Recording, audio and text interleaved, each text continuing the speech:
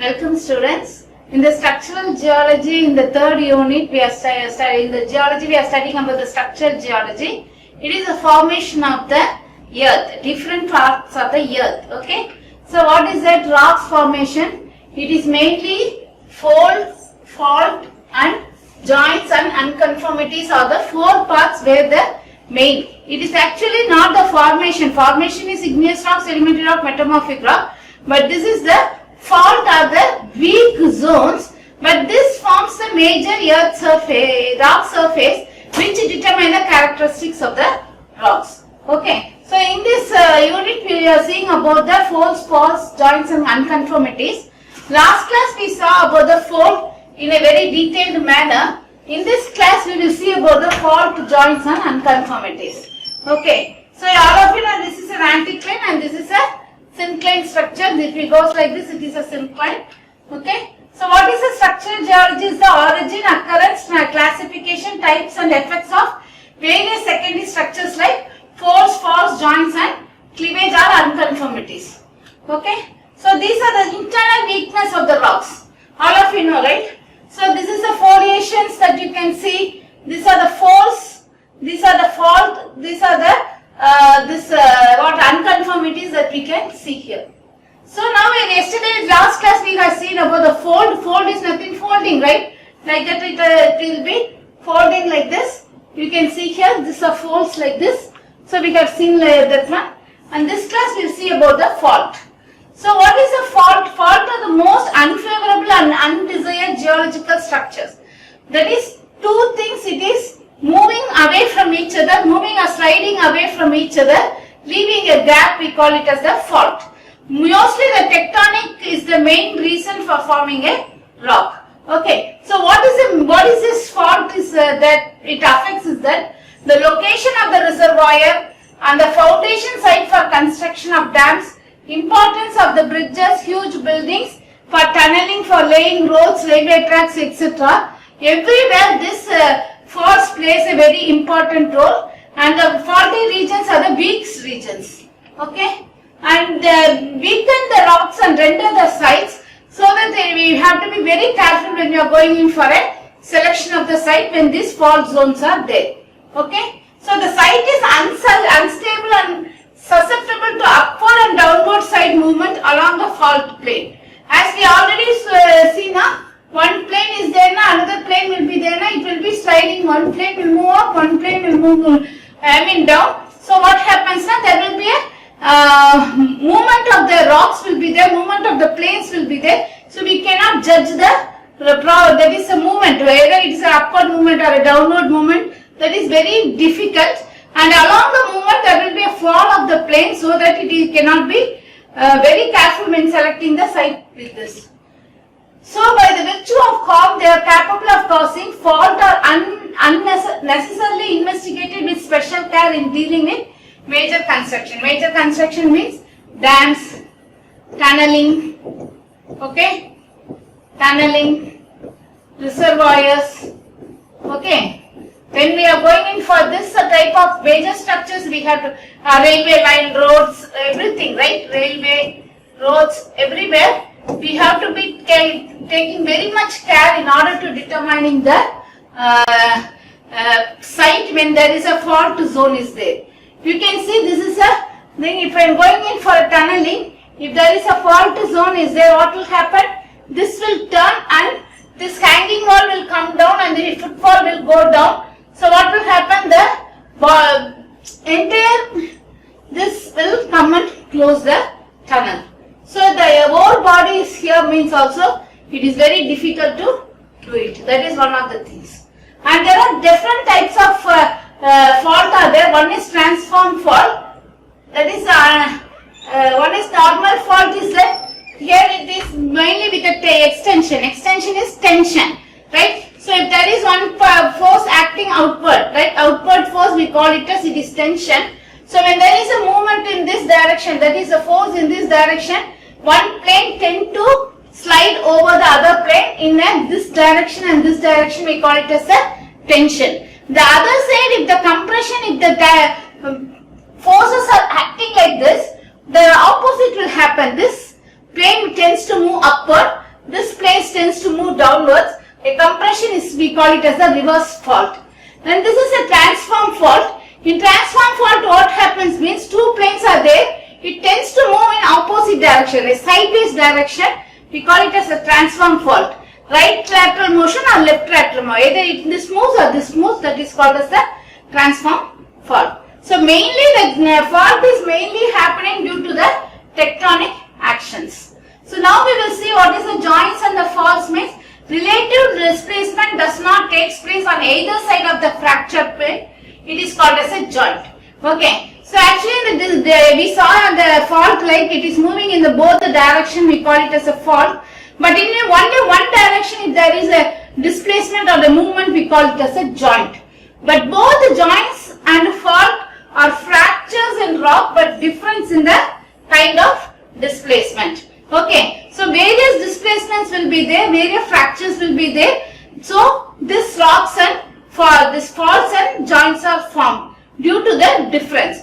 Both the planes, if it is moving, it ends up in the fault. But one plane, if it is moving, it ends up in the joints. Joints may be described as an aligned parallel cracks or openings in the geological formation. So these are the joints and the fault. You can see these are the fault that is happening due to this movement, and there is a line structure we can see, that is we call it as the joint. Okay. So now we will see about the fault in details. What is the magnitude of the fault? Displacement may be less than centimeter, while in other it may be even more than kilometers may occurs. A small fault of this much length will be there of centimeters, or it may be a very high distance like that of a kilometers. Okay. So short distance, while other can be traced for very long distances. The magnitude of faulting obviously depends on the intensity and the nature of the shearing stresses involved. That is mainly this shear stress is the main thing for the fault formation. Though it is mainly because of the tension or the compression, what happens? A shear takes place in between the planes and this fault may be formed. So due to there is the intensity and the nature of the stresses, everything, we can know how much it will be, how much fault distance will be, a centimeter or maybe to a kilometer it can go. You can see these are the fault zone. You can see there are up to the full length of the rock is having so much of fault zone, you can see. This is mainly because it is of the maybe a sedimentary rock formation which is shearing here. What is the nature of the fault zone? It may be along one single fault zone, but mostly number of fault zone will be there, as we saw in the back picture. A zone which contains a number of closely spaced subparallel fractures along which the relative displacement takes place. You can see there is so many substructure sub-fractures, right? Fracture lines along with the displacement takes place, we call it as a fault. Okay, these are the shear zone, or we call it as a fault zone. A fault zone may be plain or straight, or may be curved or irregular, either a plain one or a straight one, or a curved or a irregular, or a horizontal or inclined or vertical. Any direction a fault zone can be there. Okay, you can see here. A fault zone may be of any direction. It can be vertical, or it can be shear, or it can be inclined, right? This plane zone or every zone it can be there. Okay. So here you can see. So which is the fault zone? This is the fault zone. Okay, the displacement is there. All last class we can see what is a dip, right? What is a strip? So strip is along this line, stripe is along this line, and this is a dip. Dip is mainly found in the form of an angle. You can see this is a degree where a dip is there, and the strike is a horizontal one, and the movement between the two earth crusts we call it as the fault zone. Okay. Faulting occurs when shearing resistance of the geological formation is overcome with the tectonic forces. Tectonic forces mean earthquake forces, seismic forces. Due to the very high shear that is happening between two plates, right? So all of you know that world is formed of Pangea, and due to the movement of the planes, this different formation of the earth took place. Okay. So there what happens, still now the movement of the planes are taking place under the earth surface. So when this movement is going and when shear and force are very higher, this fails in shear, which often result in the fault formation. So occurrence of faulting is often accompanied by earthquakes. This is very important. Almost this fault will be almost mainly due to the earthquake. Earthquake is the main reason. That is not the only reason. Other reasons are also there. These are the major reasons. Earthquake is the major reasons. An indication of subsurface instability of the region concerned. Okay. So faulting may be treated as an attempt to reach stability. Okay. Due to the earthquake, an unstable zone is formed, and this fault are taking place so that the entire zone will come into a stable one. Okay. The movement will be there. There will be a split will be there. A rock is there. Fault is there. Everything. It comes to a very stable zone. We call it as a maybe a fault, maybe bringing the tectonic zones into a stable thing, because which is affected by earthquake or the tectonic forces. So this hard, rigid, solid nature of the rock masses involved, the stability is not achieved by one stroke, but by repetition of the process. Repetition of the tectonic process, shear forces, this happens. A faulting occurs in a place which shall remain active for some time, and it will be, that is the active means the faulting will occur, it will extend everything, the movement will be there, everything. After that it will be becoming a dead rock. Okay. This is so because this fault plane offers the least resistance for the readjustment of the blocks concerned and for the release of accumulated energy in the rock. Okay. So different parts of the fault are fault plane, foot wall or hanging wall, slip and heave or throw. Okay. So now we will see, this is the foot wall, this is the hanging wall. So when there is a slip is there, okay, one plane that is here, okay, it is the other plane is here, right? So the one plane if it is here and another plane if it is slided over here, this plane is called as the fault zone plane. That is, it is called as the foot wall. This we call it as a hanging wall. Okay. So you can see here. So the adjacent blocks are relatively displayed. We call it as the fault plane.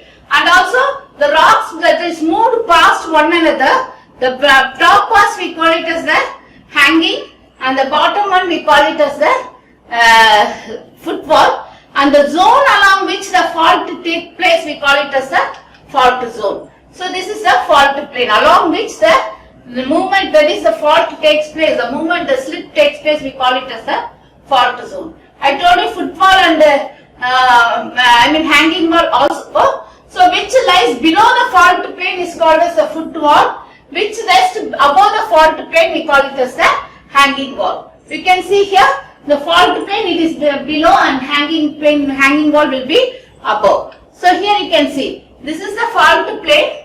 Okay, so you can see here the fault plane. So below it is called as the foot wall, above it is called as the hanging wall. The displacement the third one, it is the slip, right? What is that? The displacement occurs during faulting is called as the slip.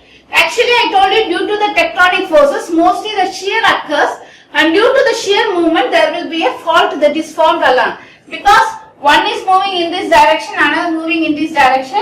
The shearing force that occurs the earthquake, right? This is a tectonic region. Otherwise, in other force also, this may move in this direction, this may move in this direction also, it will act a tectonic force, whatever it may be. The strike slip fault, it is called as the slip. Okay. So this total displacement is known as the next slip. This may be along the strike direction. Strike direction is the horizontal direction. This is the dip direction at an angle. So it is the dip direction or along the both the things it can be. So you can see here the actual fault zone, that is animated. This is the movement where the plane green color has come down. This is the fault plane. This is the slip that is happening here. This is the zone, we call it as a slip, and this is the hanging, and this is the foot wall. Okay.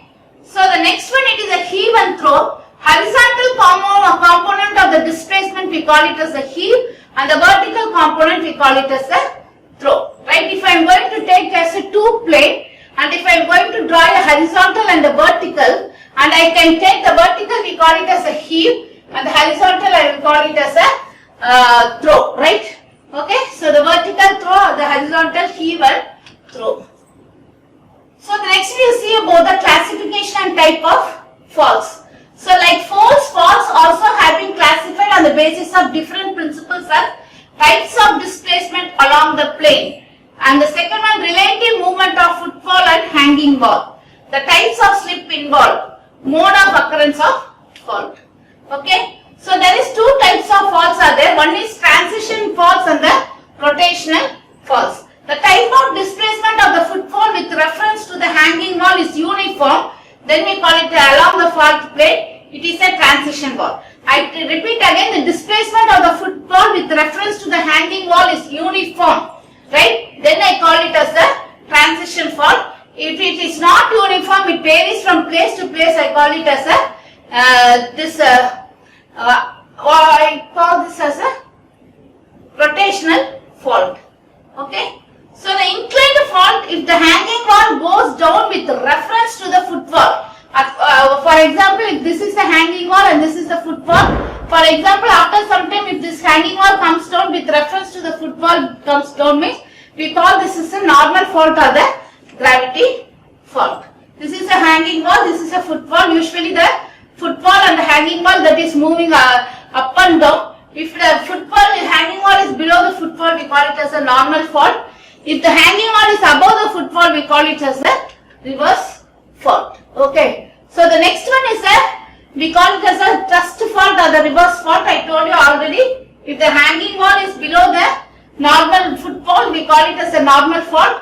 If the hanging wall is above and the footfall is below, we call it as the reverse fault. Okay.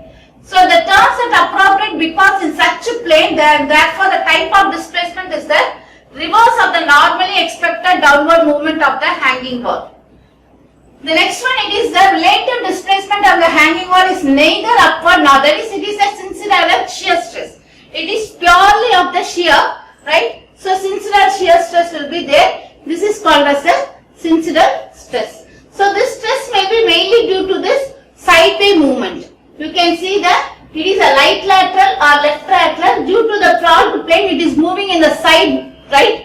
That it is not moving in the plane along the downward or upward, but it moves along the slide. We call it as the sinusoidal shearing stress. Okay. So the types of inverse is the one is the strike slip fault. What is that? The displacement in along the strike direction of the fault plane, then we call it as the strike slip fault. And if the displacement is occurs partly along the strike direction of the fault plane, then we call it as the oblique slip fault. So this is a strike slip fault. You can see here. Okay. So it is along the direction, we call it as the that is the strike strip fault, and this is a oblique strip fault where it is moving shear and under tension, and that is called as the oblique strip fault. It is along the that is a fault plane movement, fault trace movement. We call it as the oblique slip fault. The next one you can see, this is a ball zone, this is a strike slip fault, this is a oblique slip fault. You can very different. This is the side movement, right? It is a movement between side, but it is slide in the upward downward direction. It is not a uniform, so this is more dangerous. That is the oblique slip fault, and this is the normal fault plane. Okay. So what are the classification and type of faults or mode of occurrence? One is radial. Radiating from a common point, we call it as a radial faults. Or the incipient faults, that is a series of maybe minor fault zone will be there. We call it as the incipient faults, that is overlapping with one another. The third one is the peripheral walls, where a set of relatively minor walls will be having a outward outcrop. Outcrop is nothing but if it is a earth surface, if it goes above the earth surface, we call it as the outcrop. In a peripheral manner, enclosing more or less a circular area. This is a elongate. This we call it as a radial fault, and this is a so many faults are there now, minor faults, that we call it as a incipient faults. And this is the next one. We call it as the when a set of parallel normal frogs occur as a regular interval, they give a step-like appearance and are called as step fault. So this is the, it is due to the movement, gravity movement, it forms the step faults.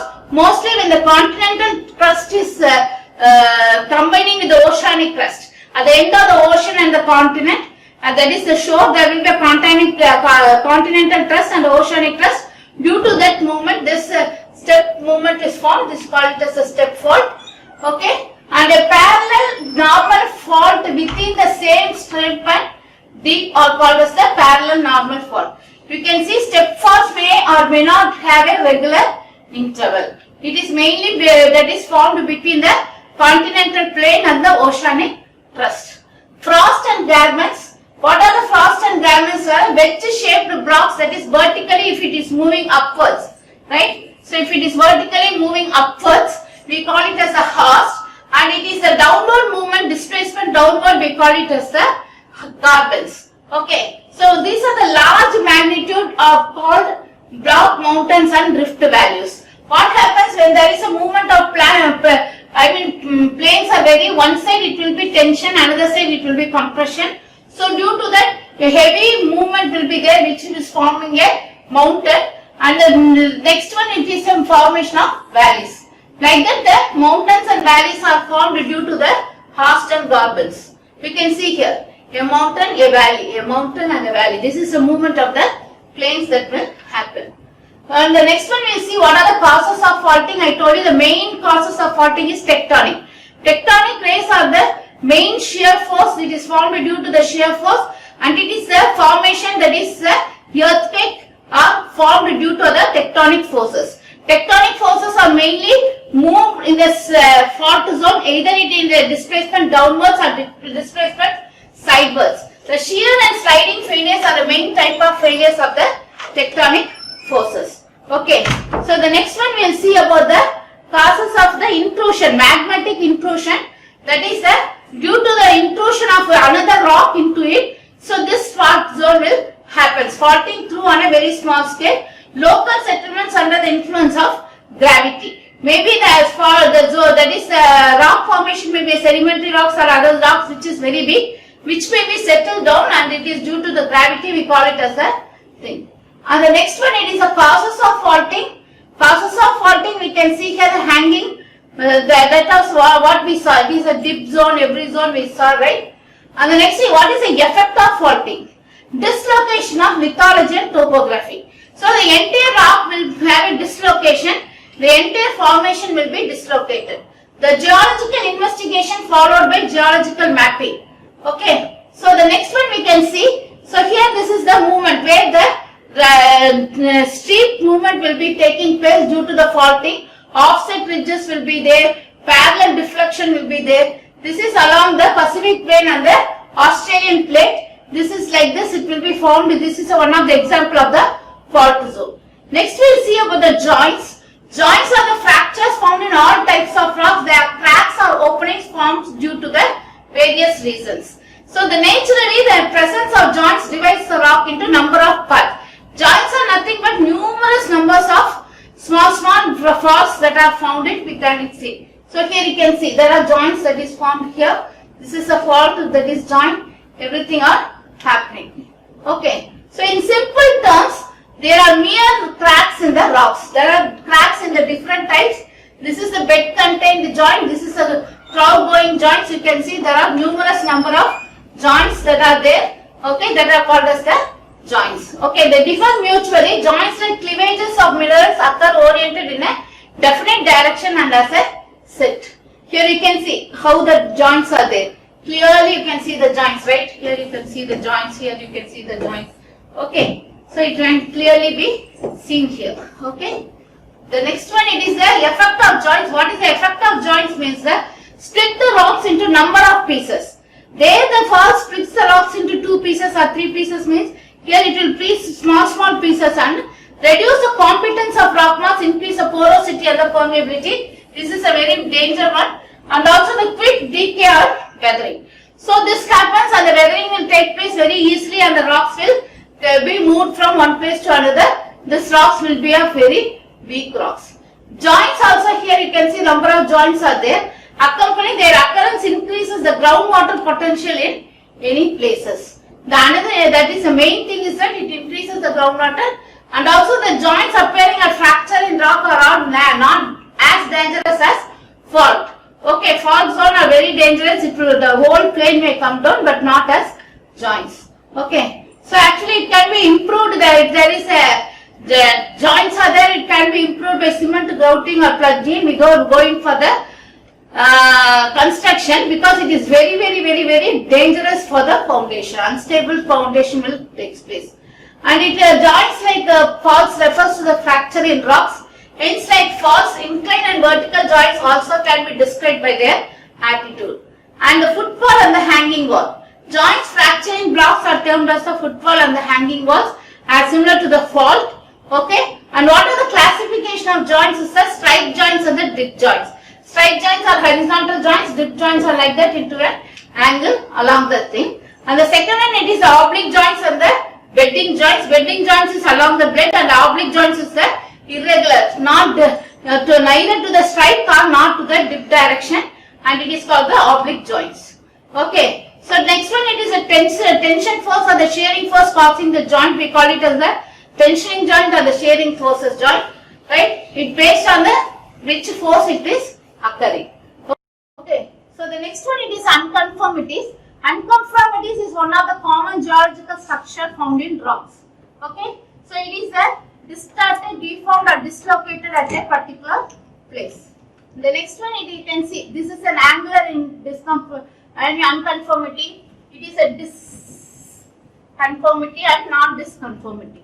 Like that, there are there. When sedimentary rocks are formed continuously or irregularly one after another, without any major break, they are said to be conformable beds, and this phenomena is called as conformity. So this is a very major phenomena. Without any break, if a sedimentary rocks are sediments that is formed one after another, so it will have a break in between. Without a break, if the sediments are formed due to the long formation, then we call it as a conformity. If a major break occurs in the sedimentation in between two sets of rocks, we call it as the unconformity. So what is unconformity means? There is a major break will be there between two types of rocks, or if it is called unconformity. If there is no break like this, we call it as the conformity. Okay. So unconformity, the another thing is the hiatus. Hiatus is nothing but the long geological period during which the break in sedimentation had occurred is known as the hiatus. Due to the longest period, if the break is occurred, we call it as the hiatus. So the next one we will see about the non-conformity. That is the older formation, that is when the underlying older formation are represented by igneous rocks or metamorphic rocks, and the upper formation is mainly because of the sedimentary rocks. We call it as the non-conformity. Okay, here you can see the underlying is a metamorphic rock. This is a non-conformity where the overlying may be a sedimentary rocks. So the younger bed and the older bed of strata are not mutually parallel, then we call it as the angular unconformity. Right? If it is mutually parallel, we call it as the unconformity, but if it is not mutually parallel, if it is an angle, then we call it as the angular conformity. In such cases, bed of one set occur with the greater tilt or folding. Maximum it will be occurred with the folding. You can see it is an angular unconformity. It is mainly based because of the folding. We cannot see the differentiate between unconformity and folding. You can see that it is mainly because of the angular unconformity. If the bed is younger and older set are mutually parallel and the contact plane of two set is only an erosion surface, then it is called as disconformities. Okay. So the next one, it is a disconformity. You can see if there is a lower portion is having sedimentary rocks, and the next one there is a weak rock, then we have other sandstones like that. We will call it as a disconformity. So this conformity is formed because of the older rock and the newer rock I told. So the older rock of 150 million years rocks are there at the bottom, where the newer rock are formed at the top. Maybe 20 million years ago these rocks are formed. So when these two rocks are there, In between there will be a different formation that we call it as the disconformity. So there are disconformity, non-conformity and angular conformity, what we have seen now. The next one, it is a para-conformity, that is the beds will be parallel and the contact is a simple bedding stone, that we call it as the para-conformity, and sudden change in fossil content or in the lethargical nature will be there. Okay, so this is a para-conformity is there. So non-conformity, this zone is there. Disconformity, you can see that there is a different formation of plane is there. Para-conformity, the layer will be different. Okay. So the next one, it is a regional conformity, mainly because of the formation of the sedimentary rock at particular regions. Extends over a larger or over a greater area, and the local conformity is nothing but it is only in the smaller area. Relatively smaller area, we call it as the local conformity. And the remarkable difference in nature, age and types of beds, occurrence of residual solids, and attitude of new adjacent set of beds, all these things are the main parts that is recognizing the unconformities. Okay. So the main unconformity is formed because of the degree of metamorphism. What is metamorphism? Metamorphic rock, what is that? Metamorphism is nothing but the change of the entire state of the rocks. So it is not that the entire one rock is maybe forming of sedimentation, the same similar type of rocks may not be formed. Maybe above a metamorphic rock, a sedimentary rock may be formed. So the entire formation is changed. We call it as the that is another thing, that is the metamorphism, change, complete change. We call it as the unconformity. And stratification and lithological causes also plays a very important in the unconformity. You can see here. So here you can see one type of rock is there. Here you can see another type of angular conformity is there. Another right is there. Here it is there, and the top it is level. This is the unconformity. You can see very well. Here normally it will be seen like this, but actually the rock formation will be like this. So with this we have completed the fault. That is, last class we saw fold, in this class we saw fault, we saw what is joint, okay, and we saw what is the conformities. Next class we will be seeing about what is the effect of fold, effect of fault, or effect of this joints, everything on a different structures, that is major structures like dam, tunnels, right, reservoirs, railway tracks, right, that is road lines, everything, what will be the effect because of these zones. So actually fault, joint, fold and the unconformities are the major weakness of the rock formation. Okay, it is not the strongest one, that part will be a weaker part. Okay, so we have to take a very extra effort for the construction process. So we will see in the next class the effect of this.